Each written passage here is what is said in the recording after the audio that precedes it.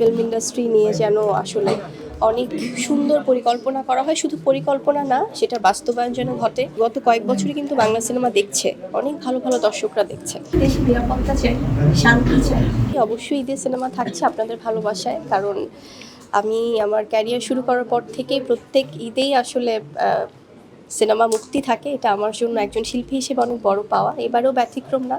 এবারে সিনেমা আসছে, কি সিনেমা আসছে খুব শীঘ্রই আপনারা জেনে যাবেন, খুবই শীঘ্রই, কারণ খুব একটা বেশি দিন বাকি নেই। সো প্রযোজনা প্রতিষ্ঠান থেকে অবশ্যই অ্যানাউন্সমেন্ট আসবে।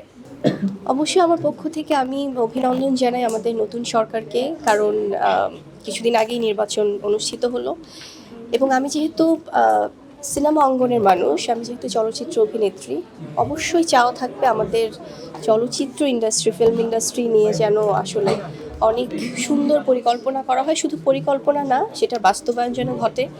আমাদের এখানে অনেক সিনেমা হল সংকট, এখন গত কয়েক বছরই কিন্তু বাংলা সিনেমা দেখছে, অনেক ভালো ভালো দর্শকরা দেখছে। সেখানে সিনেমার পরিবেশ বা সিনেমা হল বাড়ানো, সুন্দর করা পরিবেশ এবং সিনেমার জন্য কাজ করা, বিনিয়োগ করা এবং কিভাবে একটি চলচ্চিত্র প্রতিষ্ঠান বা চলচ্চিত্র ইন্ডাস্ট্রি আসলে ভালো করবে সেদিকে একটু নজর দিলে আমার মনে হয় যে আমাদের সবার জন্যই বেটার। কারণ আমি যে অঙ্গনের মানুষ, আমি তো সেই কথাই বলবো।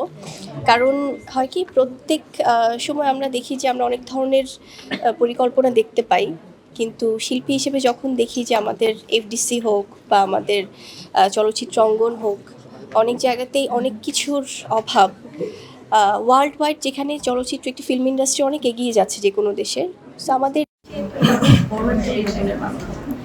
এদিকে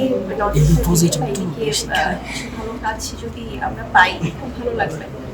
আর অবশ্যই দেশে নিরাপত্তা চাই, শান্তি চাই, আর চাই গভর্নমেন্ট, আমাদের সরকার যা যা প্রতিশ্রুতি দিয়েছে তার সব কিছুই ওনারা আস্তে আস্তে করে রাখবেন।